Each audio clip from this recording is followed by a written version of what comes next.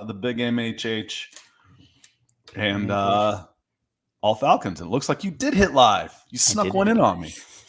Yeah, sometimes it's going to happen. I hit live and you're still talking. I was like, oh, well, it's going to happen. Yeah, it's like getting my picture taken like this. Yeah, they always do the best job of the best freeze frames of the us. Screen captures. Yes, thank you. Yeah, wow, that's so appealing. I look great. Good morning, guys. It is 7:30 a.m. and I already feel like a zombie. Welcome in, Scott. How you doing? You feeling better compared to last night? What a wild first round. I just want to say real quick, I know that we kind of sometimes got gruff for turning the randomness up, and people were like, oh, your mock draft's not realistic. If we put what happened last night on our mock draft, people would have said we're certifiably insane. The draft is always wild. Buckle up and embrace the randomness. Good morning. Happy Friday. Yeah, for sure. I didn't have the best day for a multitude of reasons yesterday, and the draft didn't help. But Nick, as an Atlanta sports fan, and I mentioned, people like, oh, sorry. It's like, listen, I don't live and die with the Atlanta Falcons. I don't. I've passed that ship sailed a long time ago. Yeah. However, I get angry when people do stuff that's just dumb. That makes me mad. And I mentioned the fact talking about, I really don't like Arsenal FC. I don't like them. They're a London rival to Chelsea, where my fandom actually is. But they did something really stupid with a player I don't like, and I was pissed.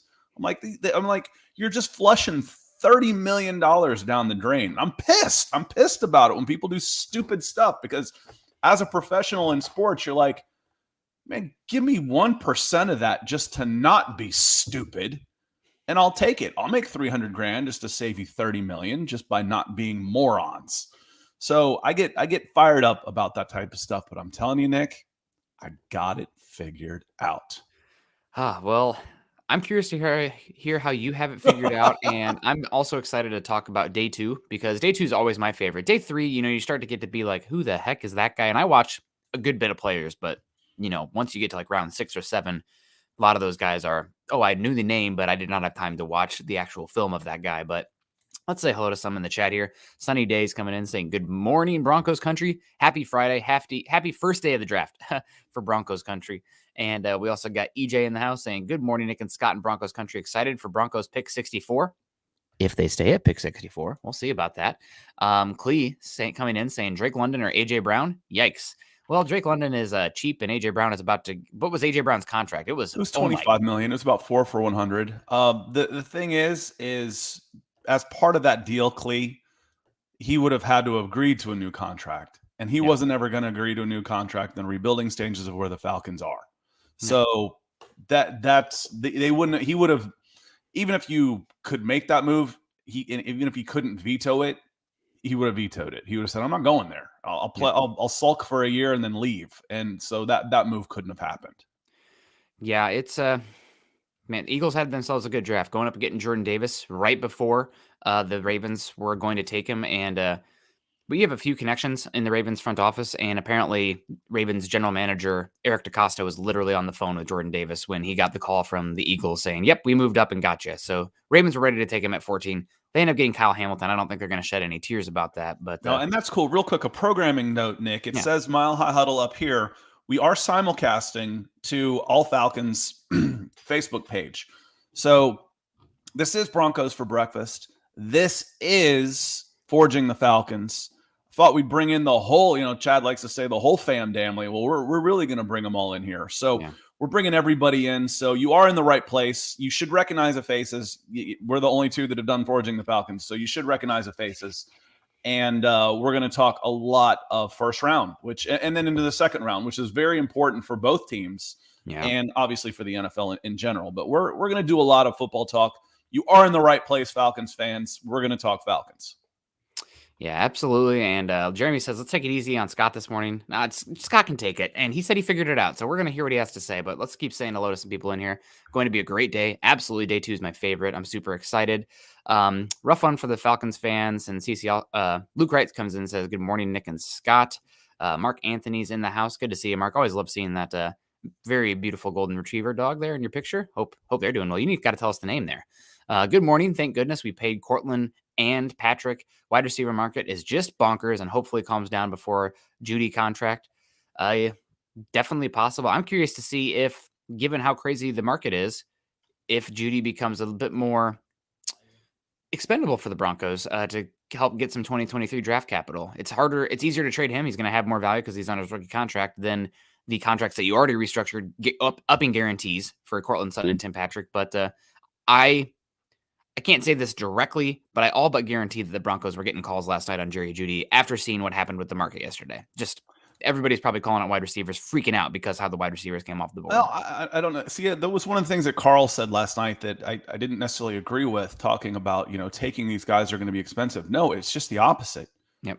You take them while they're cheap. The run on the wide receivers is because of the wide receiver market. I say it all the time. Why do they overreach for quarterbacks? Why were we upset, Nick, about the Falcons passing on Justin Fields and the Broncos passing on Justin Fields? Because it's freaking expensive to get a quarterback, to move up to get a quarterback if one becomes available. Now, this really happened. This year was strange. We had several quarterbacks move. Russell Wilson, it worked out, but it isn't always going to be like that. And if you try and move up, you end up paying Trey Lance money to get Trey Lance, out of North Dakota or North Dakota State or wherever the hell he was from. I didn't watch him play in college. I'm not sure anybody did. So doing that now, you're starting to see, okay, I'm going to take a chance on a couple wide receivers that I'm paying $25 million over 4 years. Yeah. And then give them, 11 or 12 in year 5. Or if I hit, if I'm going to have to try and get one of these guys, for $25 million a year. No. Wide receivers. Get them in the draft. Get them young. Let somebody else pay them. There will be a market correction, Nick. There will be. There always is. Yeah, when's the bubble going to happen? When's it going to pop? But right now we are in a crazy wide receiver world, and good shout out by Mark Anthony there about George Payton going out there and paying Cortland Sutton and Tim Patrick. I mean, if I was those guys' agents, I'd be like, hold up. You guys aren't going to training camp. We're holding out, man. The quarterbacks here, they need you. And God, hopefully don't get this to their agent, guys, but crazy good deals. Dom coming in here saying, good morning, Nick and Scott in Broncos country. That was really awesome how 5 of our Georgia Bulldogs, I don't know if it's our over here. Our Iowa Hawkeyes went. We got a pick in the first round, so I'm feeling good. They're still my Georgia boys wherever they go. Okay. If they're from Georgia, that's how I keep track of them. I actually went to Auburn, so I'm not a Georgia Bulldog, but I am a Georgia high school biased homer without a doubt. I am a Georgia boy, even if I'm not a Georgia dog. Yeah, and it continues on. 5 players in the defense were first picks. Go Dogs. Yeah, I said it last night. That defense was the equivalent to LSU's, was it 2019 offense? Just superstars galore. We're not going to see many defenses like that ever, and not many, I think, going forward to. Just the embarrassment of riches was insane. Bradley Conger, good morning, Broncos country. Kenneth coming in, razzing us, saying with the 2nd round pick, the Falcons select Sky Moore. Sky Moore probably comes off the board quickly today. Well, listen, let's get into that. Okay, let's do it. Let's get into that a little bit because Jason Heller, he's coming in on Facebook too. He's saying should have taken 4 other wide receivers and traded up for defensive or Sauce. Could have taken Jay Johnson later. Could have taken Cross or Penning. Could have traded down. All these are better than options. My instant reaction was on there yesterday, and I'm like, listen. And my friend texted me the same thing. It's like, if they were going to go wide receiver, why not just go Jamison Williams? Because he's the best guy. Well, is he? You listen to Terry Fontenot and Arthur Smith last night. They adhere to this best player available thing. They said, no, this is how our board fell. If it was close, maybe we go to a different position. But in their mind, it wasn't close. All right, fine. That's what you're saying publicly. Now, as I'm looking at the board and I'm thinking who's available here, I'm thinking, see, this is why I'm pissed off. Because George Pickens is still there. Christian Watson's still there. Sky Moore's still there. All better value than this guy at number 8. When you can't protect the passer, you can't rush the passer, you can't do anything. It's just kind of a waste. Then I think, wait a minute. If they really do adhere to this best player available and Christian Watson or George Pickens is there at 43, why not? Why the F not? No, absolutely. Go another wide receiver. And then you know what? At 82, get Calvin Austin. Go all in. This is a freaking rebuild. I know I've gone nuts, but it actually is. It makes sense. We just talked about all the reasons you want wide receiver. This 2022 team is going to be a freaking disaster. Yeah. Get your receivers now. Why not? The oldest one of the bunch would be two of the rookies. Calvin Austin and Christian Watson will both be 23 this year. 6'5" Christian Watson, 6'5" Drake Jackson, 6'6" Kyle Pitts, 5'8", 4'3" Calvin Austin running your 4 in the slot. Yeah. All right, now project that 4 years from now and tell me if it makes any sense. Why not? Why not? Man, the hell with it. Go all in. If you're going to be stupid, be full stupid. I'm not going to say the other thing from Tropic Thunder, but you know what? It might just be crazy genius. And Dean Pease, you're talking about Dean Pease and the defensive coordinator for the Atlanta Falcons. I typed it in a chat. I said, Dean Pease has left the chat. I put that on Twitter today. He's just gone. He's like, man, to hell with this. I'm going back fishing. I'm not doing this stuff. But what, Nick, why not? Why not just go and get these guys? That was one of the things I don't like is like, man, I'd much rather have Christian Watson or George Pickens at 42 and have used 8 somewhere else. Why not just load up? It's the same reason we talked about taking Sauce Gardner at number 8 if he was there, or Derek Stingley, or from my point, Kyle Hamilton. Your best player on the team is AJ Terrell. Mm-hmm. Turn it into a strength. All of a sudden, your wide receiver room went from, oh my God, who the F are these guys, to, is this a basketball team with a point guard walking out here? And oh my God, they can run and catch. It'd be pretty interesting. So I'm for it, dude. Go all in.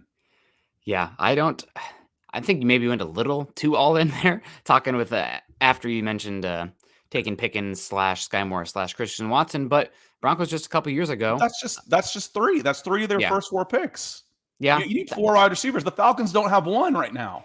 The biggest thing for me is that you're not spacing out those contracts. And then you have 3 guys hitting essentially all at the same time, depending on Drake London's 5th-year option, which is just the finances of that are a bit concerning. But if all 3 hit, you're pretty happy. Oh, absolutely.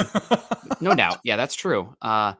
And the Falcons, too, you still could go wide receiver at that pick, but there's still some really good trench players available, too. I'm shocked to see Arnold Ebiketie, to see Boye Mafe, to see Travis Jones. Drake Jackson, I thought I had a chance to go around one last night. You still have those guys all available. I'm hoping one lands on the Broncos. Still got some good cornerbacks. Andrew Booth is there. Maybe you want to go all Clemson cornerback room there with AJ Terrell across from AJ Booth. That would make some sense. A couple good safeties still available, too. So it's still there's still plenty of talent to be had. And Drake Jackson, if he was your number 1 wide receiver and you knew that the wide receiver is going to come off the board like that, then I get it. Ideally, you trade back to where the Detroit Lions took Jameson Williams. Now, granted, it sounds like Vikings wanted to trade back, so that's kind of hard to do. But you had the top wide receivers in top 4, I would say, in Drake London, Chris Olave, Garrett Wilson, and Jameson Williams all come off the board in, God, was it 4 picks? Like 5 picks? Poof. There goes tier 1 wide receivers. You couldn't even. Nick, that's how you're going to be judged. That's how you're going to be judged. Fontenot said that that they got some talk, they got some offers, but nothing that really made sense for them. So I'm like, okay, listen, and that's how I judged it last year, Nick. Yep. Or in this case, didn't judge it because I was ignorant. I didn't have all the information. What do you think of Terry Fontenot? I'd like to know what he was offered for that number 4 last year. Yeah. To move down before I have it. And I would have liked to know what he was offered to move down. Because not only are you talking about the Ravens getting a guy I love every year, and Kyle Hamilton, who I said you should take at 8. Yeah. So you're being judged against Kyle Hamilton in this case, a local kid, Georgia boy, Atlanta kid that went up to Notre Dame from Marist that is going to be an all-pro. Yeah. But you also passed on 5 other guys that went in the next 10 picks. So if you had a chance to move down and accumulate draft capital in a place that you are in for a team that's awful and the roster is awful, you're also going to be judged by those other wide receivers. So it was risky. It was risky to stay there and take Drake London. Yep, it was. And you're right. You'll be judged on if he is wide receiver 1 with that run there, then honestly, good pick. I agree with you on the whole that it doesn't make as much sense long-term to take a wide receiver here, or I guess immediately doesn't make as much sense, but this isn't an immediate selection. This is about the long-term of the Falcons. And, who are they going to block? Who's going to rush the passer? Doesn't matter because you're not playing for W's in 2022. You're playing for a top 3 draft pick. And call it tanking, don't call it tanking. the roster speaks for itself. Peter Middleton coming in saying, hey, Nick and Scott, what's up? We also got some super chats coming in. Thank you guys for supporting us, as all of our shows are fan funded and brought to you by super chats like Elliot D sponsoring the show today. Thank you, Elliot. Saying, good morning, gents. I'm one of the few who loves re-signing Gordon. Any news on Callahan possibly resigning? Thanks from Page, Arizona. Well, hello in Page, Arizona. Hope you're doing well. I love the re-signing of Melvin Gordon too, because we've talked about it. The Broncos offense and the way it's likely to function is going to be greatly dependent on the running backs being able to be enough of a threat for teams not to just sit in two deep safety shells and to play dime defense. And because Russell Wilson doesn't really utilize the short middle of the field that much, that puts even more onus of that pressure on the running back to get that done. So Javonte Williams alone, a lot of just too much for him to handle, I think, overall. Too much if he gets injured. You didn't have that insurance. Melvin Gordon comes in now. You can keep him fresh. If one gets dinged for a little bit, you can lean on the other one. And it just raises the floor of the offense exponentially. I mean, honestly, because if Javonte Williams did get hurt, everyone knock on wood and pray to the football gods it doesn't happen. But I think the offense's functionality would fall apart. I don't think Mike Boone can carry the load like that. So I'm very happy about Melvin Gordon for the contract, especially. I don't think the Broncos think Mike Boone can carry the load. That's why we've been talking about it. So I think most folks have been happy that he's coming back, especially at the price. One of the big concerns about Gordon was, one, he was a Charger, two, was the price. Yep. Ethan was just coming in too. So let's say Ethan, then we'll come back to Tom. Okay. He said, good morning, good afternoon, gents in Broncos country. I hope you're not just getting here when you miss my mental breakdown, but it actually makes sense. It's like, what do they call them? In the insane genius types? Isn't that it? I think that's where I went. I went there this morning. I did. I really did. Scott's brain popped, but we're good. The coffee is going to kick in. It's going to make it even hyperdrive. Also, any news on Callahan re-signing? Haven't heard anything. We'll see what happens with Callahan. The Broncos could use some slot depth. It depends on the contract, though. They're not going to give him a big deal, and we'll see. I'm happy about Quan Williams. He's going to be a very good fit for the Broncos in the slot there. If the Broncos don't take a cornerback that has some slot ability, we can revisit Callahan. Tom coming in saying, I understand Jeudy has not put up numbers yet, but for what teams to give up for both Browns, especially Hollywood, what do you think Jeudy would have gotten? I think Jeudy could right now get you an early second-round pick, and Hollywood, I think, came with a little bit of it wasn't just that pick for Hollywood Brown. They also gave a third-round pick, and also Hollywood has a connection with Kyler Murray and wanted to be there. So there's a little bit of extenuating circumstances there for that Hollywood trade specifically. But I think Jeudy could get you probably an early 2, mid 2 right now. And that's selling low. I don't think you need to have Jeudy this season regardless. And hopefully he plays so well that you love to keep him. And everything's sunshine and rainbows with Russell Wilson. Him and Sierra and Jeudy become best friends, terrible threesome, whatever you want to call it. But the value of Jeudy right now is probably as low as it's ever going to be. So Jeudy had 467 yards last year. Brown's worst season was 584 as a rookie. Yep. He had a 1,000-yard year last year. Yep. You throw up a 1,000-yard receiving year at, how old is he?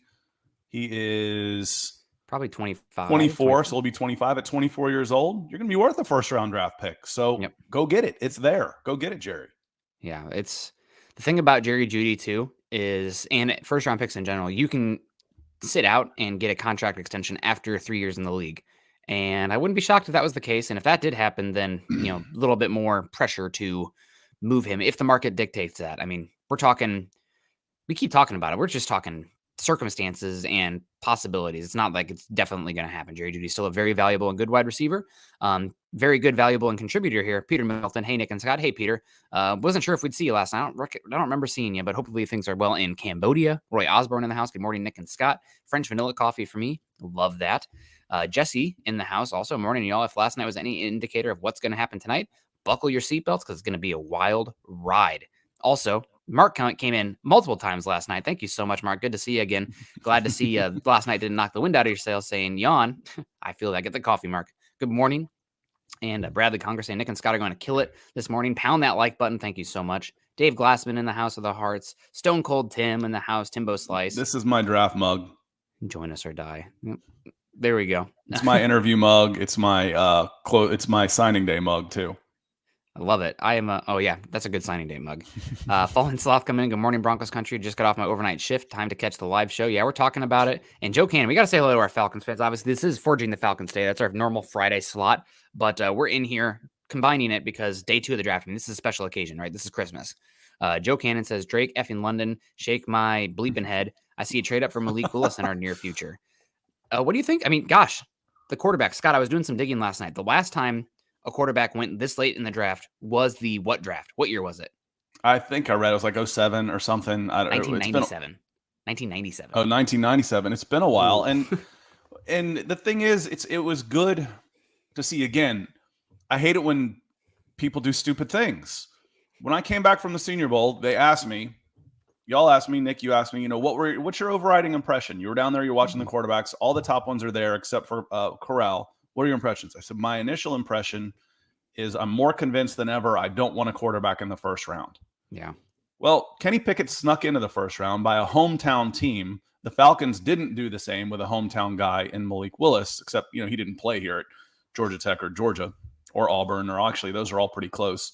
But he didn't end up playing down here. He did play at Auburn. Sorry. Yes, the coffee's kicking in. He left Auburn. But there weren't first-round quarterbacks in this class. And rather than reaching on guys and taking Christian Ponder in the top 15, they let him fall. Let him fall. Yeah. And if we need to get a guy later, it's another reminder that this class was what we thought it was. It was a bunch of day 2 quarterback and prospects. Joe, I'm with you. But do they need to trade up to get Malik Willis? Maybe not. They're 10 picks away right now. Yeah. They're 10 picks away from picking again. Mm-hmm. If he's fallen this far, there's a lot of good football players out there that could go. I saw a tweet from Schefter this morning, and I posted underneath it. They said they pick first. They're probably going to stay there. They want a DL, and I'm like, Travis Jones right there to the Bucks. You don't want to be running against him Behind. For the next 10 years. He's a man. That's the guy. I'm like, I think I also put up there. I was like, you get me Travis Jones and Abraham Lucas to the Falcons, and all is forgiven at number 8. Day 2, man. Day 2 can salvage it for sure. Thank you so much. We also got the EWI guys coming in saying the number 8 Euros coming in. Wide receiver super for you, Scott. Must say I was a bit surprised of some of the selections in the first round. It's always a surprise. And that's why when you guys are giving us a hard time about this isn't a realistic mock draft simulator, how do you know? Nobody knows. It's crazy. What I said was, let's see our picks. Yeah. And then let's see where they were graded and where they actually went. And we're going to just add it up. We're going to add it up based on, we got this guy at 64. He actually went at 32. So we get 32 points. Yep.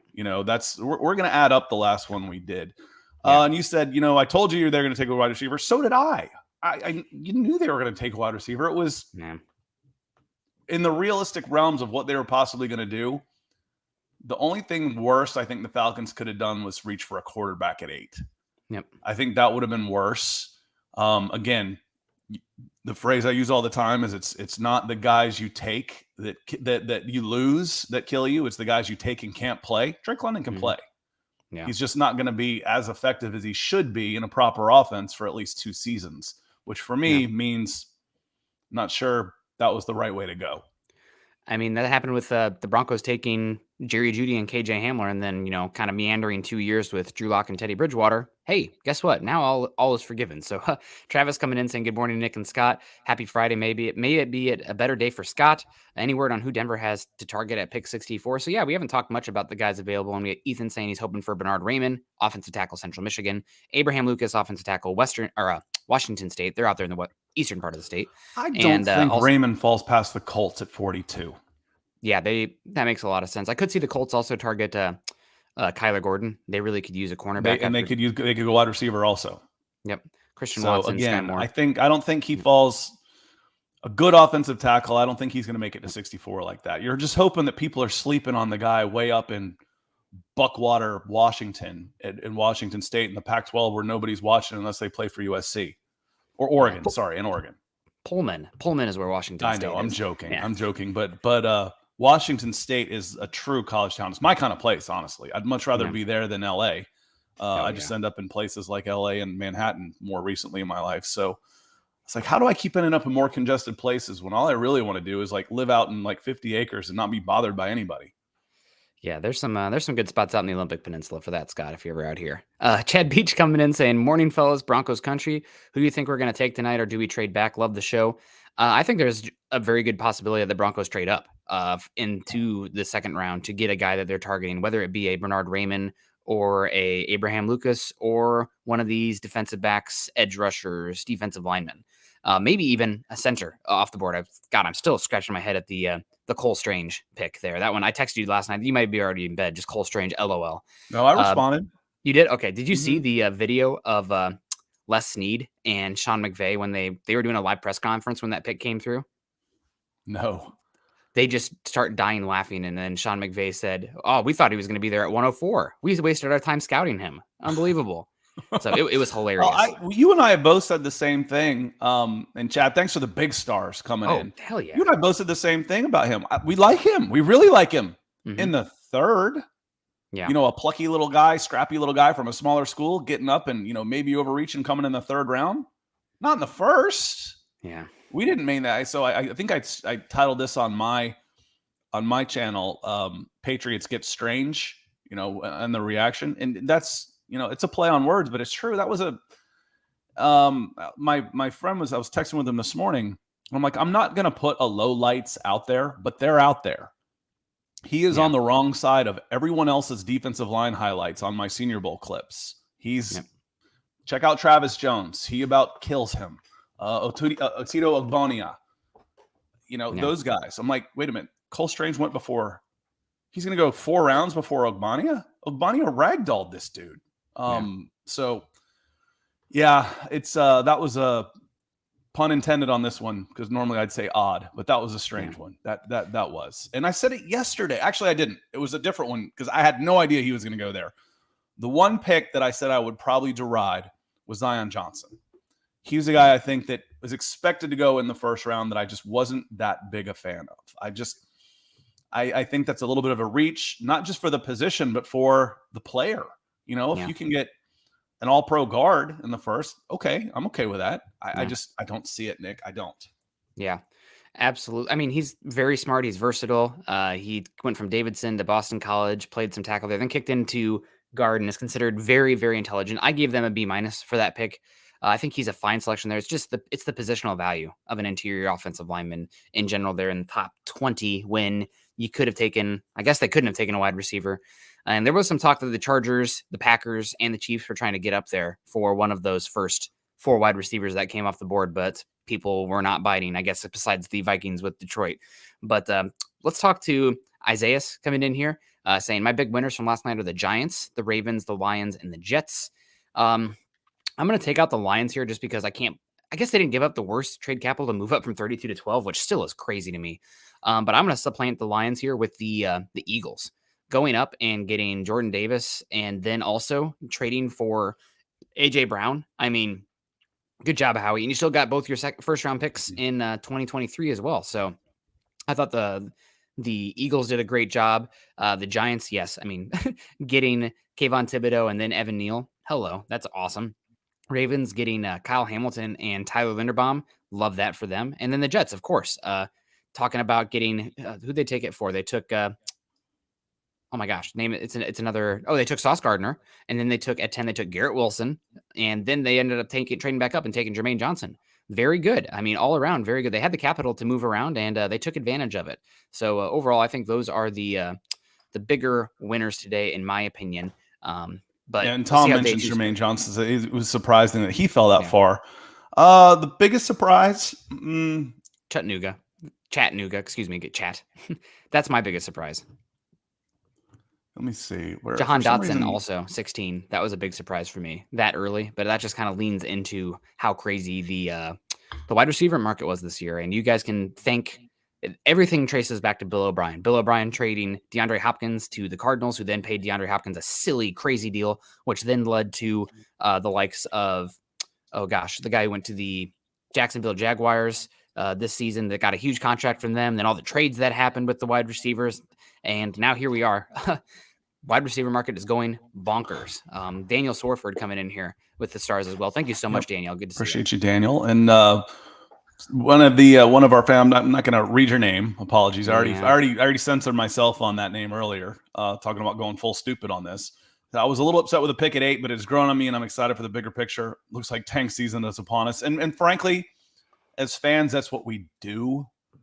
We for the most part we rationalize it unless we just absolutely despise it. There's like the 5 stages of grief. That's kind of where it's like you're mad, you're upset, you're in denial, acceptance, all those type of things. That's how it goes. And again, I just thought it was, I just don't like the pick at wide receiver. I keep saying it's a 7-on-7 league. Well, don't you need wide receivers? Because it's becoming a 7-on-7 league. And I say that, and I still believe that. That's why linebackers and running backs aren't getting drafted. Yep. But there's so much of this old school in my bones of if you are awful in the trenches, you're awful in the NFL, Yep. which in my brain still holds true. And the Falcons are awful in the trenches. Awful. That being said, nothing they could have done last night and this weekend would have changed them from being awful. You got to start somewhere, though, don't you? Yeah. So on this, again, I started thinking about this, and I didn't really look at it. And it's really a hard comparison because you're talking about two of the worst franchises in the NFL. Yep. But going back, I said Calvin Johnson should have been the number 1 overall pick. And I think it was Joe Thomas. I don't know if it wasn't. Joe Thomas went ahead of those guys. Joe Thomas to the Browns, who ended up being a multi-time Pro Bowler, I believe, at left tackle for the 3-time Pro Bowler, left tackle. No, he went 3. He went 3 overall. Oh, it was 3 Demarcus overall, Russell. but Calvin Johnson went after him, didn't he? Nope, Calvin Johnson. Calvin Johnson went 2? And then okay, 3 was Joe it blows Thomas. that out of the water. But if you're making those two decisions, who do you take? Well, Calvin Johnson was a hell of a lot more fun to watch for sure than a good left tackle. But it's hard to say because you're talking about two teams that have never been to the Super Bowl. We were asked last night, how do the Ravens keep always getting these guys? How do they keep getting these guys? Well, part of the reason is because you've got the Lions trading away a bunch of picks and going and getting another wide receiver. And Jameson Williams and a guy that might not be ready for a year instead of doing something else that could have helped your team. And you've got the Falcons taking a wide receiver at 8. So therefore, freak defensive players fall to guys like the Ravens and they go and beat your brains out. Yep. Yeah, they Kyle Hamilton, heck of a pick by them. I'm really excited to see how today plays out still as well. We got Franklin Peterson coming in with a $5 super. You guys are killing it today with the support. We really appreciate you coming in and literally keeping the lights on for us. So late again, that's okay. Better late than never. Sorry about the Falcons picking a wide receiver. Franklin, you're late. You'll have to circle back to Scott having, I wouldn't say it's a mental breakdown, but just maybe it makes sense. A kumbaya moment for you. If I take what I'm saying to heart like I am and fully embrace it, the tank, this team's going to be terrible, then it didn't really matter who they were going to take this year. Yeah. Get the best player available. My question on this, though, and one of the reasons I have a problem with this, one of several reasons I have a problem with it, was Drake London the best guy? Was he? Then he's asked, Darrell Ledbetter, bless him, from Orlando Ledbetter from the AJC pressed Fontenot and Smith. He says, "Oh, you had him in. What'd you time him in the 40?" And Arthur Smith, who's starting to get a little saltier as he's been on the job for a year, is like, "Oh, that's great. Yeah, we're not telling you. He was fast enough for us." Mm-hmm. Like, what are you guys? He's already yours. What do you know? You don't want to. What are you trying to hide? He didn't want to run. Did you tell him not to run? He didn't want to run. He didn't run. He said, "Check the tape." And I'm going to hand this guy $25 million. Is it more contested catches than anyone else because he can't get separation in the Pac-12 where they don't play defense? He does bothers me a little bit, Nick. It does. He gets separation, but it's differently. You see him in the slot? Man, anybody gets open in the slot. That's where you put guys that can't play. You put them in the slot. Cooper Kupp's done a pretty darn good job. As a third-round pick, Nick, we can go back and forth in this all the time. You don't draft guys top 10 to play in the slot. I agree with you. You move guys that couldn't cut it at top 10 into the slot because they couldn't cut it outside. A.J. Brown playing in the slot pretty well there. Jerry Jeudy mostly in the slot. C.D. Lamb mostly in the slot. You're making my point for me, dude. First-round picks. And they in the slot because they couldn't do it outside right now. If Jerry Jeudy was better outside and was having if when Cortland Sutton goes down and Judy's outside and he puts up 1,400 yards and then he gets moved back into the slot, we'll have a different conversation. I just think that the game has changed enough where you're going to be living in 11 personnel, and I can the get way slot guys in the 3rd and 4th round. you can, but I'm looking for somebody that has. I think the game's slightly changing for the wide receiver position. I mean, we kind of were seeing it last night with the value of them skyrocketing, but you're seeing more 11 personnel than ever before, and defenses are starting to. And this is getting in the weeds about game theory and schematics, but defenses are starting to not give a bleep if you're playing 12 or 21 personnel. They're going to live in nickel and dime anyway. So what's the counter for that offensively? Bigger, stronger slot players that can function as a tight end wide receiver that absolutely kill linebackers and safeties as blockers. That way you can run the ball out of 11 personnel. It's what's made the Rams so dynamic And these those last few guys can seasons. play outside also. Yes. Like I And said, yeah. if you can play outside, you can always play inside. It Yep. doesn't work And the other direction. That's why the and I guys who can play outside are taken higher and are more valuable. Doesn't mean you yeah. can't play him in the slot, Yeah. but I'm not drafting a guy like that just so he can play in the slot. And I don't think Drake London will only play in the slot. I think he can be an X out there. I think he's probably the best contested catch guy in this No, class as well. I mentioned that because Arthur Smith quibbly said, "You seen him in the slot? Did you check his tape?" Dude, walk-ons play in the slot at USC. Are you joking? Yeah. I value that slot a little bit more. I mean, you can probably tell that I value it based on how much we talk about it for the Broncos defense, let alone on the offensive side of the ball. It's an 11 personnel league. When we talk You got to about be these able to do it. walk-ons who made it great, they're not playing outside at big schools. They're playing No. slot. Yeah, but the body type's changing. The Hunter Renfrow bodies, there's fewer and fewer in the league. So we'll continue to monitor Across this. the board, because there's not smaller guys outside either. They're not putting the 5'8" guys outside. They put them in the slot. They're putting more of them outside just because there's off coverage. Like last year, you had Jalen Ramsey playing There's the most exceptions slot to snaps. every rule. Yeah, as we for say. sure. There's the exceptions that prove the rule. The Yep. farther away from the ball you are, the bigger, faster, stronger you have to be. And more length. Yeah. Big E Bronco coming in saying, "Good morning, Nick and Scott. How happy were you to see the draft fall the way it did for the Broncos?" I'm very happy to see the draft fall the way it did. I guess I'm a little bit bummed to see Tyler Smith go in the middle of the first round there, back end middle of the first round, because I was hoping for the Broncos to have options at offensive tackle with a slight trade up, and Tyler Smith would have made some sense there. Now all that's left that I would personally trade up for would be Bernard Raymond. And is he going to make it to pick 50 where it makes sense? I don't know. I think the Broncos are going to be looking to trade up. But I also think that there's a price to that. There's a cap. I think they'd be willing to give up 64 and one of 115 and 116 to move up in the draft. They're not going to give up their day 2 picks. They're not going to package the day 2 picks to get up. So how far can 115 plus 64 get you up in the draft? 10 slots, 12 slots. We'll see. I mean, throw the draft value chart out the window last night after the Lions traded up from 32 to 12, giving up what they did. But still, we'll see. Ethan coming in with 50 pounds. Yes, Pound I got it. Good. Pounded. There we go. That's for Ethan. The gavel. We're gonna have to come up with something. He's pounding that gavel Yeah. again. There's all kinds of play on words we can have. But he says, "Okay, Nick and Scott, I agree that Denver will trade up in the second with all this talent left. Who are the top 2 targets?" So let's say 50. Let's say the Broncos mess around and get up to 50. Realistically, who do you think is going to be there? I mean, they could fall to 64. Let's turn up the randomness, and we are going to do we're going to finish out a mock. I'm going to take the Falcons. Nick's going to take the Broncos before we get out of here.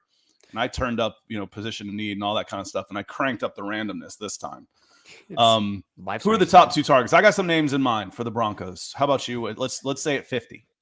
For me, at 50 overall, there are 2 names, and it has to do with the positional value as well as not having a first and second round pick next year. You're just not going to be able to get these type of athletes at this position next year in the draft. And even like this, the reason these guys fell this year is because the abundance of the picks, I believe, or the abundance of the edge rushers. It's edge rushers. It's Boye Mafe. It's Arnold Ebiketie. If either of those are there at 50, I'm making the move up. I think those are both dynamic pass rushers with great traits, and the Broncos would do very well to get those guys. We heard George Payton in the pre-draft press conference talk about the value of the edge rusher having waves of pass rusher. It's a heavy rotational position, and you have your top 2 starters.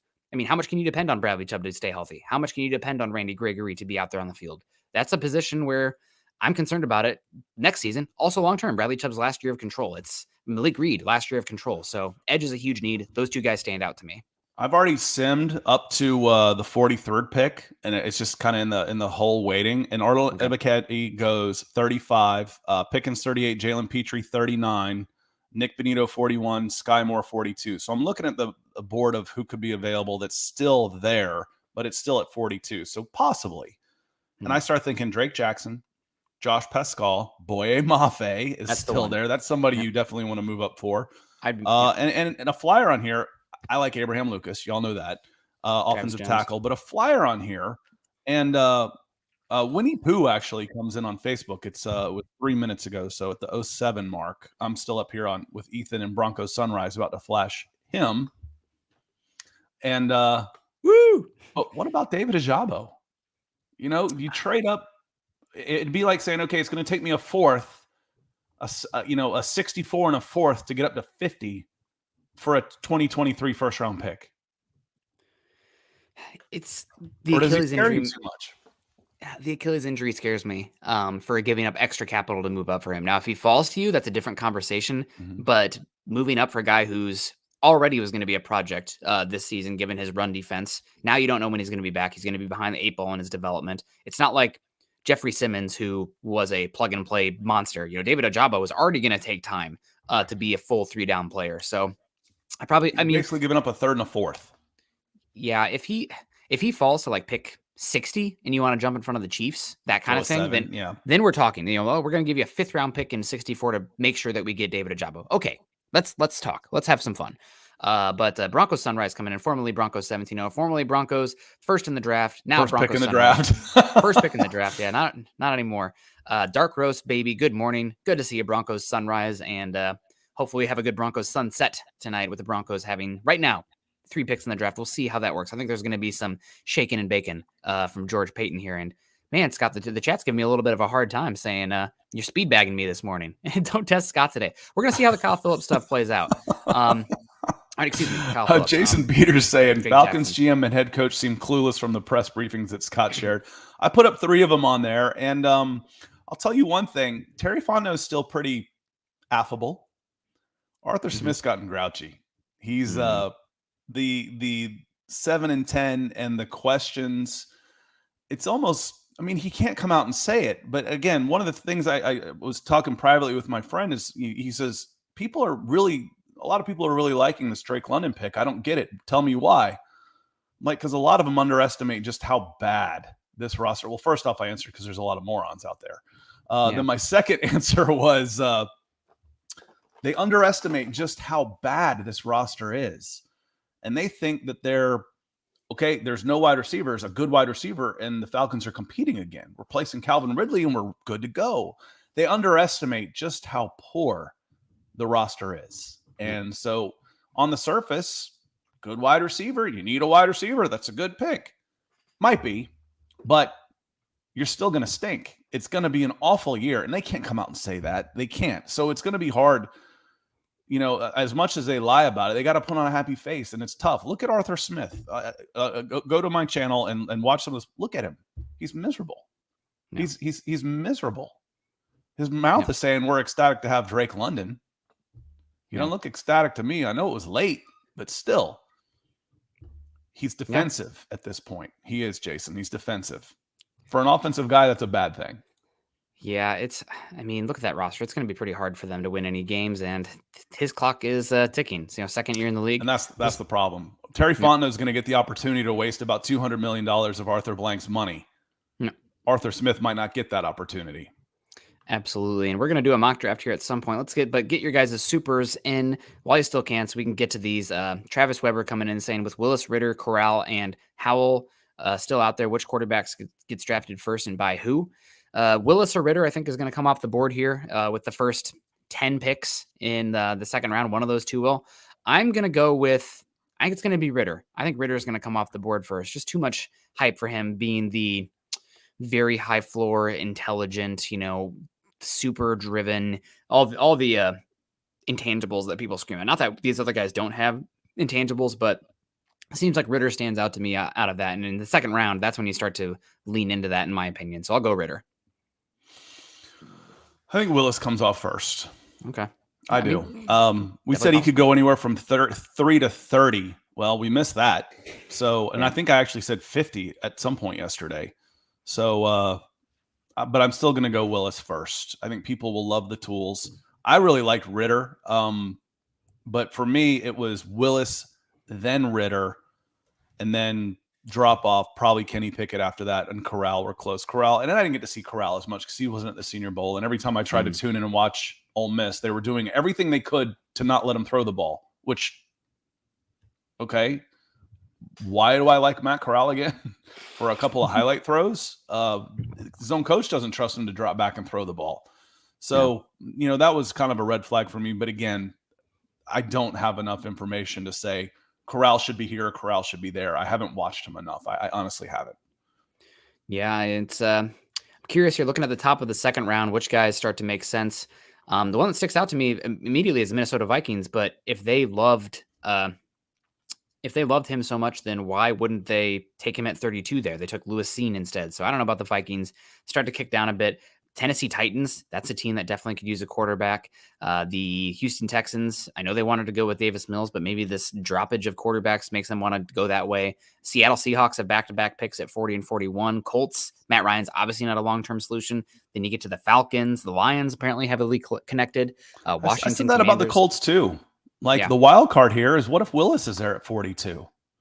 Or Ritter. You could take that guy. And for me, it made more sense to say Willis because he could help you next year. Yeah, he could. He's got a different skill set that Matt Ryan doesn't have. So when Mike Vick was drafted, he didn't play right away. Chris Chandler was there. Chris Chandler was a really good professional quarterback, but Willis came in and got. I'm trying to use Willis like Mike Vick. Mike Vick came in and got situational plays, red zone, short yardage, et cetera, and he helped the team win.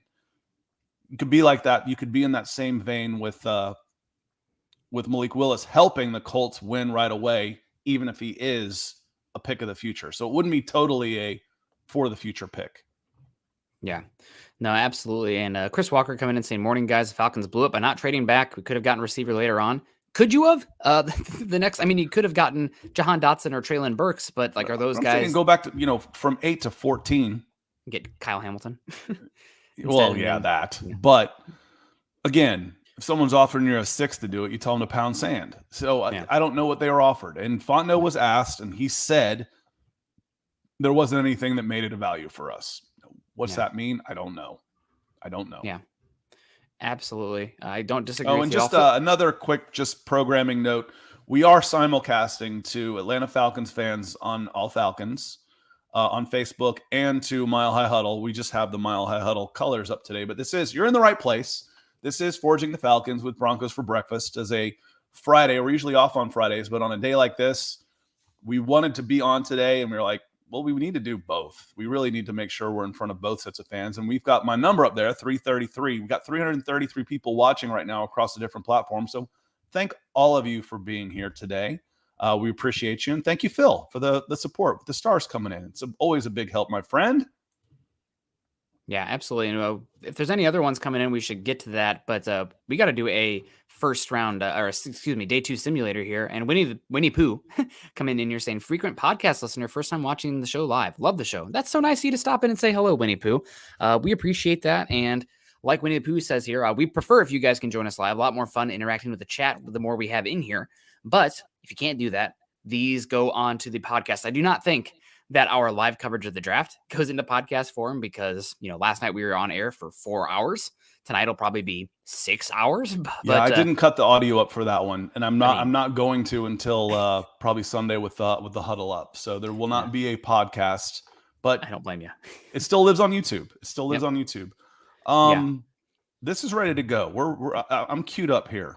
Let's do it. Let's have some fun. Day 2 is here. And can you show me again who came off the board? Yeah, let me zoom in. Let me get comfortable. Okay. Let me get comfortable. So I've got the Falcons, and you've got the Broncos, and we finished. Lewis Cine, Travis Jones, who we said at the top of the show after I hit that. Schefter said DL for the. They're looking at DL. They're on the clock. I think they're looking at Logan Hall. I think it's Logan Hall. But you think so? Travis Jones. I mean, they're talking about a 3 technique that they're looking for. Not a nose tackle because they already have the best nose tackle in football in Vita Vea. Travis Jones could play 3 technique. Vita Vea could play 3 technique, but I think it's Logan Hall. I really do. TD Randall comes in and says, how many QBs are left? All of them except Kenny Pickett. They're all left. What are we placing over on our trades? 5 in the second round, you think? Yep. Maybe? 5. I Good think question, TD. Appreciate you coming in.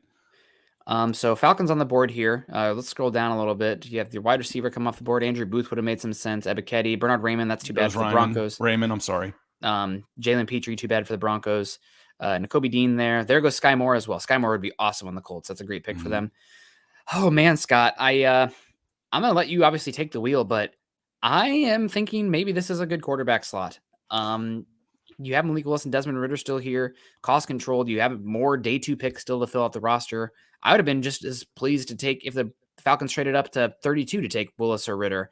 Obviously, you don't get the 5th-year option, and also this day 2 pick, in my opinion, in Broncos country, sorry, this is going to trigger some of y'all. A day 2 pick is not a commitment at the quarterback position. So even if you take a swing on the dice of this guy, should never, ever keep you from taking a quarterback early the next season. Which is what I said at 8. One of the things that scared me about taking a quarterback at 8 was, would that scare you off from after you go 2-15 this year from taking a quarterback? Or again, you could trade down, but if you don't have your quarterback, then you still have to get your quarterback. So trading down doesn't help you. So if you miss at 8, admit you missed and get your other guy. But I'm willing to take, and I agree with you. If he start at 43, I'm okay with him taking it.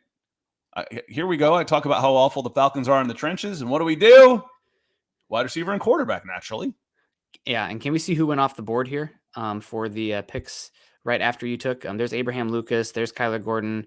There is Boye Mafe immediately after. All right, that would have been a pretty good pick. See, there's good options here. Sky Moore went to the Colts. Boye Mafe, Matt Corral, Drake Jackson, 48.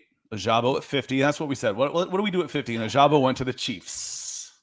I am sad overall because I was hoping for an edge rusher here. Falcons are on the clock again. Can you scroll down a little bit just to see who else? There's Kyler Gordon. I love Kyler Gordon. Abraham Lucas.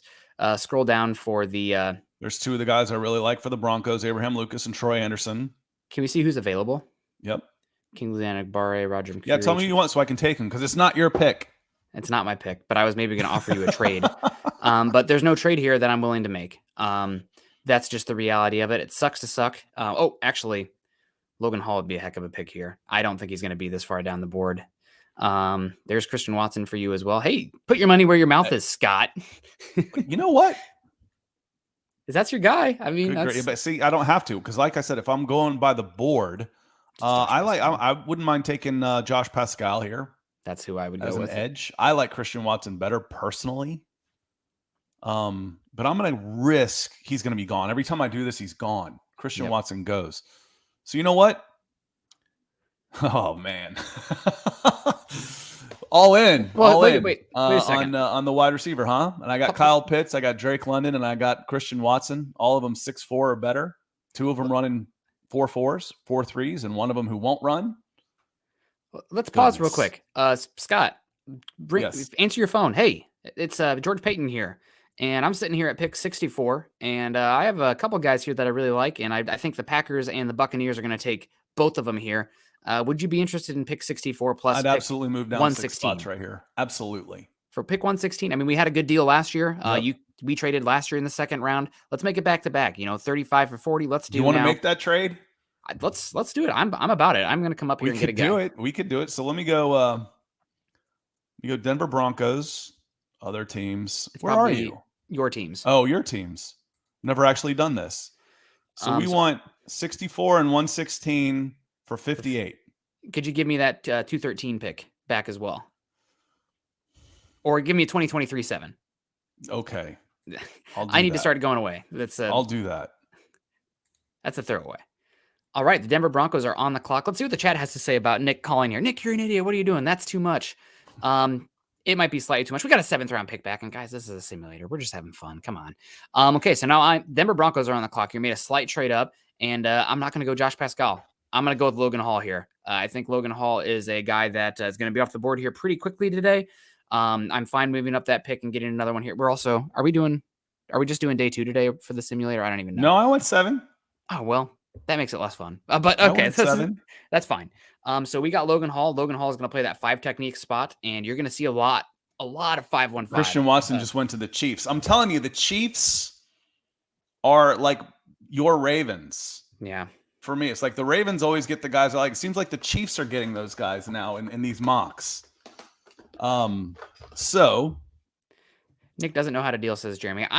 We're just having fun. Come on. Josh Pascal. I wanted Pascal and I wanted Watson, and I lost them both by moving down. Which gives me what now? At 60. Now I'm calling again. You want to make another deal? Tariq Woolen, Perrion Winfrey. I just went with Perrion Winfrey at 64. Okay, now we're on the board at 74. Back-to-back picks here. That's me. And if I saw the tight end still there, I wouldn't be afraid to take that. Calvin Austin at 80. I've got 74 and 82 now. I'm gonna gamble be a great pick that for he's you still guys. there. I'm gonna go Chad Muma on this one because the Falcons lost their NFL's leading tackler. They replaced him with Rashaan Evans on a 1-year deal. I'm gonna go Muma. Yep. And I probably would have gone Muma if he was still available for the Broncos, but alas, here we are. And I'm telling you guys, it sounds like right now, pick 64 plus a day 3 pick for the Broncos to move up, pick 75, trading down. Obviously, things can happen in the draft, but I think that's where the Broncos are hoping to go here. Can you scroll down a bit for me? So far, I'm absolutely hating this board for the Broncos. Still hating it. Yeah, it's poop. Oh, actually, there's my pick. It's going to be Cam Jurgens, center from Nebraska. I think he's going to be going round 2 today. So to get a starting center here, the Broncos are having the draft that you wanted, Scott, fortifying the trenches, attacking it there. So having some fun with it. I was just going to go Sam Williams. I was like, you know what? If I'm willing to go after Deshaun Watson, I shouldn't be scared off by Sam Williams. So I was actually going to take Sam Williams there. Yep. I could use a good swing offensive lineman. I know it says tackle. I'm going to go Zach Tom in that spot. All right, so the Broncos are on the board. We've taken a center. Carson Strong falling like a rock. That's what happens when you're not a great athlete at the position with knee issues. And you're hurt. Yep, and not great. Name really sticks out here for me for the Broncos is Mathis from Pittsburgh. Darian Mathis? No. Damari. One down. Damari Mathis, okay. Yep, Damari Mathis. Played in that heavy cover 4 scheme for the Pittsburgh Panthers. He's a very good tackler. He tested like a great athlete. Good length. I think he is if you want Cam Taylor-Britt in pick 64 to 75, then you're targeting Damari Mathis at pick 96, 115, 116. I really, really do like Damari Mathis. There goes James Cook at 104 to the Rams. I was going to take him to appease my mad Falcons fans who are Georgia fans. Mm-hmm. So now the Broncos are back on the clock here. I'm going to double up. I went Zach Tom. Now I'm going to go tackle. Oh, you have 114. Wow, I really like you having 114 and 116. That's fun for you. Sandwich for the Broncos in between. This is a Nick and Scott Oreo going on here. Let's scroll down. I'm just looking to see if there's any deficiencies in the board. There's 2 of them. There's 2 of them right there. Actually, can you go tight end? I just want to see what the board looks like for the tight end position. I didn't see Jelani Woods come off the board yet, but maybe he did. He did, because I would have taken him earlier. Okay. I don't think we've mocked him to the Broncos a single time so far, and I love his blocking. So I'm going to say Jeremy Ruckert here. The Broncos could use a tight end who functions as a good blocker. He's good up the seam. He's not the most dynamic athlete. I'm fine with, honest to God, Cade Otton or Jeremy Ruckert here, but just for a little variety, which is the spice of life, I really like taking Jeremy Ruckert here. And this is where the Broncos, I think, should be targeting tight end. And you've almost talked me into Brandon Smith. The instincts and the physicality are concerned. I need a couple of these guys. If I'm the Falcons, I need to get lucky. Also, another player similar to him, but a different position is Tyson Anderson, who is a safety, but he is massive. He's got great length. I think he was a valedictorian at high school. Very, very, very intelligent. I really like Tyson Anderson as well. Keep an eye out for him in the draft. One of my favorites. I pick up now we have 151. He's a running back. Look to Smith, Neil Farrell. Not a fan here. He's a little slow. Oh, you know who I do like though? I do like JT Woods. Yeah, you can take JT Woods. I think you should have taken Brian Robinson just for the functionality of the offense. He's a really good running back. But is what it is. So let's scroll down a bit. And guys, I know that we're not doing any trades here, but the Broncos are going to be working the phones. Except the one that we did. Yeah. We're not going to do any trades except the one that we did. For fun. Why not? So let's scroll down here. Brandon and Smith Roth, we get it. But from a physical standpoint, he's worth a flyer at 4. I'm going to put him on the practice squad. And I'm going to say you're going to have to fight your way out of it. Yeah, and also yesterday, if we did a mock draft and you took Malik Willis there at pick 44 for the Falcons, we would have said the same thing. It's unpredictable. Who knows? Okay, so the Broncos are on the clock here. Man, I am not happy with how the board is looking right now. It's a whole bunch of yuck. Oh man, I'm really not looking at. I mean, the name that sticks out to me is Joshua Williams, but it's just because we're cheating the system. Yeah, and you can get him later. The system's not going to take him. The system you can get him at. You might want to take him at 206 because I'll probably take him after that. Yeah. Now let's scroll down some, just because this is my own personal board here. And look at how this is what happens when you turn up the positional value: linebacker, running back, linebacker, running back, halfback. It's There's just Eric kind of Johnson too. It's a little early for him. We also already took. Yeah, Scott, this is who I'm going to take. I went down too far. My guy, Otito Ogbonnia. Yeah, he's totally different. This pick. I'm going to take Otito Ogbonnia. Yeah, he's totally different than Logan Hall. He's a beast. Let me fortify the trenches here. I put his video up. I'm sure I've got video of him ragdolling the number 1 pick of the New England Patriots, which I think all of us can enjoy. Yeah. Senior Bowl 2022. Let me grab this here real quick. By date, Otito Ogbonnia. I think he's 6'5", 300-something pounds. 330. I think he's 6'5", 330 with an 84. This is him against... Actually, that's Zion. That was... that guy he just blew by and through was someone else's number 1 pick, Zion Johnson. Yep. Here's the other number 1 pick he's going against. Whew. Here come the flags because he just got annihilated. That's 2 number 1 picks right there. Again, Nick, explain to me again why this guy should last until the 5th round. Number 1 pick, Zion Johnson. We'll see you later. 1st round pick, Cole Strange. Yeah. You're outmatched, kid. Oh, yeah. Yeah, he's height, weight, speed, length, power. Didn't really play much zero technique for UCLA. Actually played a lot of 2I, but going to be an interesting pick there for them. And CC and Jeremy razzing me saying we should stop or we should restart because Nick has done so bad. Come on, it's been fine. The options haven't been very good. But I'm going to go. The Falcons are on at 190. I'm going to get another running back here. Big, strong kid from Alabama. He makes so much sense for you guys. I think Auburn used to be the number 2 team in the Metro Atlanta area behind Georgia. Now, it might be Alabama now. Brian Robinson. All the Auburn fans flee Alabama because it's full of Alabama fans, but their Alabama fans under this run under Nick Saban the last 15 years have stretched out again. So this will be a good pick for to get the Roll Tiders happy. Yeah, and he's a good player. Don't get me wrong. I said he's a similar version to Josh Jacobs. He's not that far off, in my opinion, with his running style. I really like him. He's a very good back, in my opinion. So the Broncos are now back on the board here. Keep scrolling. We're just going to trust our own heart here with the board. I don't care what PFF says this far down. Keep scrolling down. Real quick here. Nick, didn't you hate on Zion Johnson? He went to the Chargers. I couldn't remember where he went. Was that a reach for them? That was the one guy, Zebulon, that I said, we're asked, who wouldn't you like as a pick? That was the one guy I said that is expected to go in the 1st round that I don't think should. I think that's too high for him. So that was me. I was like, I don't care where he goes. I'm not going to change my mind. I think it's a reach, and we'll see. We will see.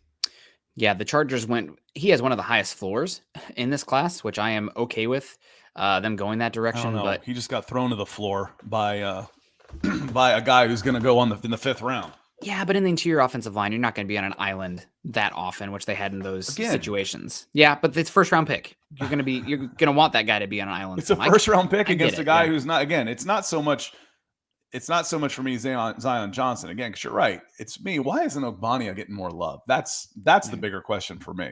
Ogbonnia's a beast. Yep. Keep scrolling down for me here. I just want to see who's available. Jerome Ford this late? That's awesome. Cade Mays is a guard. Isaiah Likely is super late here. Okay, I'm going to take... Yeah, he's my guy. I'm going to take Darrell Rosenthal here. PFF has him low. I'm going to get a bad grade on that pick. I don't care. I would be shocked if he doesn't go this high. His biggest issue is he's going to need to put on some weight at the next level because he came in at like 295. But go put on Kentucky's tape. If you guys have a little time today, which who knows, but if you have a little time, go check out Kentucky's tape this year. Watch their left tackle, Jared Rosenthal. He's 6'6". He's got 33 and 7/8 arm lengths, and he has, I think his 40-yard dash was in the 95th percentile at the combine. He moves so great. I mean, I love his movement skills. So the Broncos are on the clock here. You know what?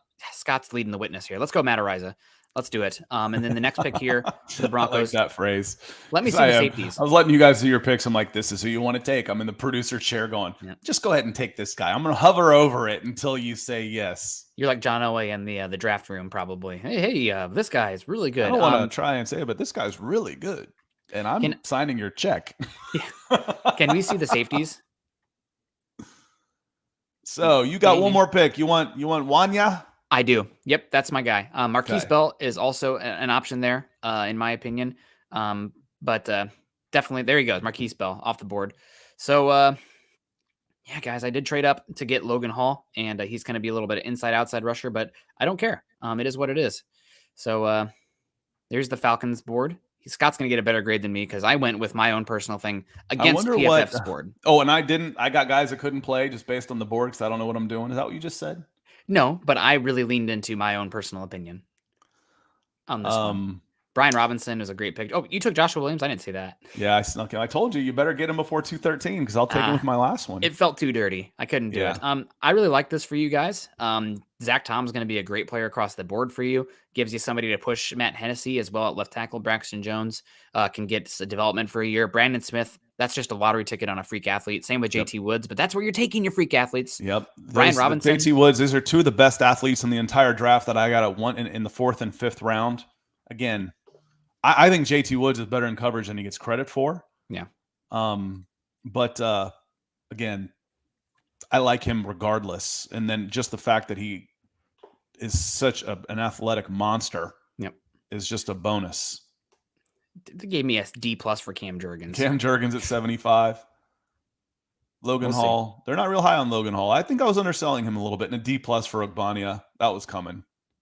And Rosenthal as well. Would they give you? Because I got a B-. If we both get B-, that's the good thing? I think so. That's decently fair. I don't know who ended up winning that trade. I just kind of wanted to get another pick there. But Max Clee says, I trust Scott to pick better for the Falcons and Fontenot at this point.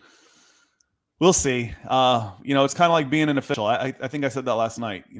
Everybody in rec sports, if you've got kids, everybody should ref one game or at least be work the sidelines, being an AR, an assistant referee. And everybody should coach one game.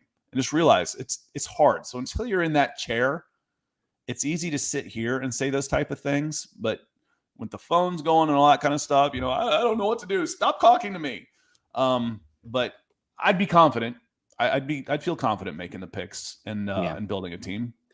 And to be completely honest with that trade that came in here, I probably wouldn't have made the trade without getting a little bit more. But I didn't want to. We're already at an hour and 7 minutes, so I didn't want to haggle with Scott here live and have a 10-minute phone conversation. Maybe you should send me instead of the 2023 7. They thought it was pretty even. PFF thought it was about even. Yeah. And frankly, that's cheaper than what you got last year. Yeah, but it's further down the draft. No, it was. I'm sorry, it was. I got a little bit more because I got a 4 and only went up 6 spots, like 10% instead 5 of spots. 20%. Yeah. In the from 40 to 35, going up like 12, 13%. I probably would you trade it for Raymond, and how high would you go? I would be on the phone. The question is, how high can pick 64 plus 115 get you? It's not how high would you go. It's like, are you willing to accept 64 plus 115? Because that's as high as I'll go. And if somebody doesn't want that, then I guess too bad, so sad. We're not moving up. But I'm not looking to trade away the day 2 capital other than pick 64. And I'm looking also to trade picks 75 back into day 3 and get 2023 capital as well. So you come out of there like this. The problem is I don't have any faith that they will. Again, I almost lean into it here. Excuse me. Christian Watson. But actually, what was Christian Watson available at 63? He was not. He went to the Chiefs at like 61 or 62. 58 or something, didn't he? He went the Chiefs, which was one of the last picks. I think they're 62. No, he was available. There he is. Where? Christian Watson at 62. Yep, 62. Yeah, you're right. Yep. That's right. The thing, You're right. So, all right. On that note, it's probably about time we get out of here. Yeah. I've been up since 5. I woke up pissed off. Had trouble going back to sleep.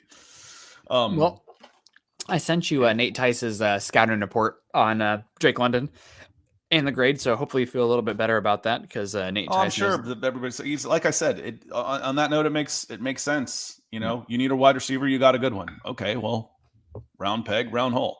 And the other you thing needed about everything else though, and I'm not sure. I feel like there's good wide receivers in every draft. Obviously, there were enough of them here that to take one first and not come back at all. Again, I think you could have moved down some and gotten something back and filled some more holes if you wanted a wide receiver. Yeah. I don't know. You couldn't have talked me into any of the wide receivers over Kyle Hamilton in that pick. Couldn't have done it. Yeah. Yep. And Ethan coming in as a closer. We were waiting on you. Now we can go home. I guess we are home. Ethan says, for all of us, thank you for the mock drafts, even though we give you both grief. It's fun all around. I wouldn't know any of these players, but for your drafts and analysis, #the closer. Thank you very much, Ethan, for supporting us and for the kind words, both tremendously helpful. And I know you're over there in Europe, but hopefully we can see you tonight as well on the board and enjoying day 2 of the draft. Hopefully you can stay up for that. If not, I get it. You got things to do. Not everybody can stay up that late. And Mark also coming in here saying, what time tonight? Scott, what time tonight are we going to be on? What time do you guys want to go? And what time's the draft start? 8 again? It starts an hour earlier today. An hour earlier. So, I would say that folks need to be on at 6:55 Eastern. So 3:40. It will probably be live at 3:45 would be my assumption. Just gives us a little bit of time to get everything together. But 3:45 is what I'm expecting. So we'll see. And Muma 75, there's no way. What have we talked about? All day. And how many linebackers are still there? Full results. Let's start down here at 42. There's a bunch of linebackers there. There's Leo Chenal at 47. DeMarvin Leal, Abraham Lucas, Troy Anderson goes. They do have him higher. So if he doesn't, maybe Troy Anderson falls at 75. I'd take Troy Anderson at 75 in a heartbeat. In a heartbeat, I would take him at 75. Love that guy. I love him. Yeah. Perion Winfrey at 64. He's falling so much, but I believe what I saw. I'm going to believe my eyes on this one. Unless again they are operating with more information than I have, so there might be something more into it. But the questions were about his motor and his drive, and he went and just killed it at the Senior Bowl. He was a practice week MVP. He was the game MVP. His measurables are great. Yes, please. The Broncos and Falcons are both lining up in 3-4s. He slots into that 3-4 end spot perfectly. Love this guy. Yeah. And then you can rush the passer when you come when you move into 4-3 and 2 passing situations. Perion Winfrey for me. Yes, please. Yeah, and real quick, we have Malachi Martin coming in, $2 super saying, are the wide receivers expendable now? No, they're not expendable. But if somebody's offering me a 2023 one for Jerry Jeudy, I'm not hanging up the phone right now, especially because, the volatility in the NFL, that 2023 one could be a top 10 pick next year. You never know the range. To get out of here, let me play some sound for you real quick, okay? Yeah, let's do it. Let me see if I can find this. Let me make sure I can find it here. Over here we go. Listen to this. This is Colts general manager Chris Ballard on the wide receiver position. I think they've always been, I always say this, it's the most overgraded and overdrafted position in the draft. Like when we break it down, like we'll have grades on freaking every wideout. Now shifting through and I think off the top of my head, I think it's the one that's the most drafted, the most players drafted in the draft is wideout. So yeah, it's not, and I don't know if it's ever been easy, Greg. I think if you just look at history, I don't know if it's ever been, a real easy position. And look, usually when, the quarterback has a lot to do with that too. He can make guys look good. No, I do. Sorry, I removed me. But again, the quarterback has a lot to say about it. But he's getting paid too. Offensive line has a lot to say about it. It is a dependent position to a certain extent. But as Ballard said, the overgraded and most overdrafted position in the NFL. Would you agree with that? I mean, probably be quarterback still. Would you agree with that? Or is it probability based on the fact that there are the most taken, so therefore you will still have the most lower round guys hit because just sheer numbers? It really depends on the quarterback. It depends on where you are in a life cycle, and it depends on how good you are at evaluating these guys. If you don't have a wide receiver, you're cooked too. You need playmakers in space. It's an explosive play game right now, and if you don't have the guys on the outside to make explosive plays, you're not going to be able to consistently put together 10, 12 play drives and score touchdowns. For all the dynasties that I grew up with, I can tell you who the wide receivers were. Yep. You know, I can. Now, the Patriots, I can tell you the quarterback was. The wide receivers, to a certain extent, have been interchangeable over the course of Tom Brady's career. But again, the big, strong body control wide receivers, Michael Irvin, Jerry Rice, were the two go-to guys for the 80s dynasties of the 49ers and the 90s dynasties of the Cowboys. Overgraded, overdrafted. Right now, it might be overpaid when there's one ball and you can spread it around. So, yep. And they're I want not to show you one more. No, are they interchangeable? Maybe. And I want to show you one more thing before we get out of here, just because I had a very good laugh with this one. There we go. Can you see that? It's coming up. Yep, there we go. Oh. This is the reaction to the Les Snead over here on the right and Sean McVay on the left to Cole Strange, Chattanooga, going in the look at Sean McVay's face. Going in the first round. Really? Just went. Oh, my UT Chattanooga to the first round. Hey, where is How about that? And we wasted our time watching him thinking he'd be at 104 maybe. Oh, my God. That's going to come. Those are one of those.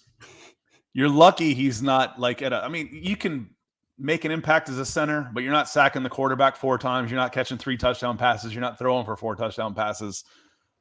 You can get away with that a little bit better with an offensive lineman. Yeah. Because, they're not doing sack dances.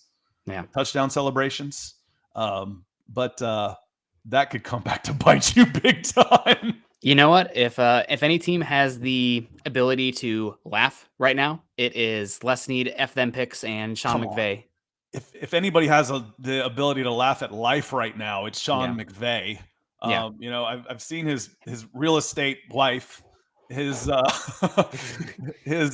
estate wife. I got a pretty good idea what his bank account looks like. Oh man, he might not be able to raise his hand because of the new Super Bowl ring.